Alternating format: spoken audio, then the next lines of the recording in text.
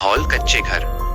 पूजा रात में लालटेन की हल्की रोशनी में पड़ रही थी, जबकि बाकी परिवार सो रहा था। ये कहानी है एक गरीब लड़की पूजा की, एक ऐसे गांव से जहां लड़कियों की किस्मत खेत या चूल्हे तक सीमित मानी जाती थी। उसके घर में बिजली नहीं थी, किताबें पुरानी थी और स्कूल जाने का रास्ता 5 किलोमीटर दूर था, जो नदी से होकर गुजरता था। गांव के लोग उसके पिता से कहते थे, इतना पढ़ा लिखा कर क्या करेगी, लड़की है, जल्द शादी कर दो। लेकिन पूजा के पिता उसकी आंखों में एक खास चमक देखते थे। तभी पूजा के पिता ने पूजा को 10वीं पास करने के बाद किसी तरह कर्जा लेकर उसे शहर भेजा।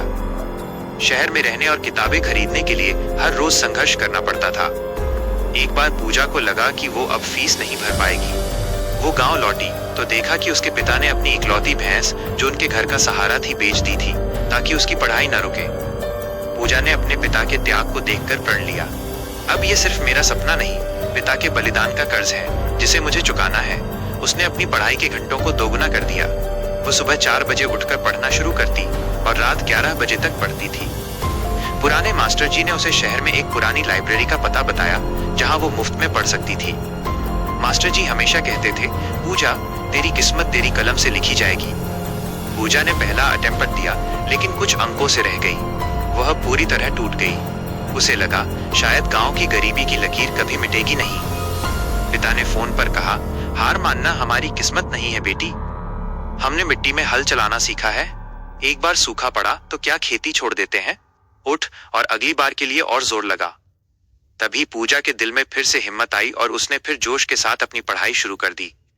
परीक्षा का समय आया, पूजा ने एग्जाम दिया और फिर रिजल्ट का इंतजार था।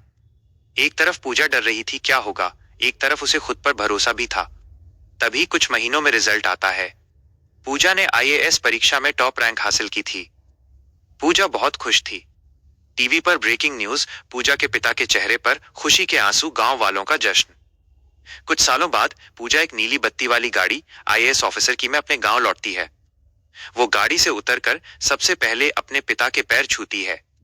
पिता खुशी से बेटी को गले लगा लेते हैं। पूजा गांव के स्कूल में बच्चों को संबोधित कर रही है, आज मैं आपसे सिर्फ इतना कहूंगी, आपकी किताबें ही आपकी सबसे बड़ी दौलत हैं। गरीबी कोई अभिशाप नहीं है, वो सिर्फ एक चुनौती है। अगर ये चिराग की लौ जलती रहे तो हर अंधेरा मिट सकता है। सपने उन्हें नहीं मिलते जो सोते हैं, सपने उन्हें मिलते हैं जो जागते हैं और लड़ते हैं।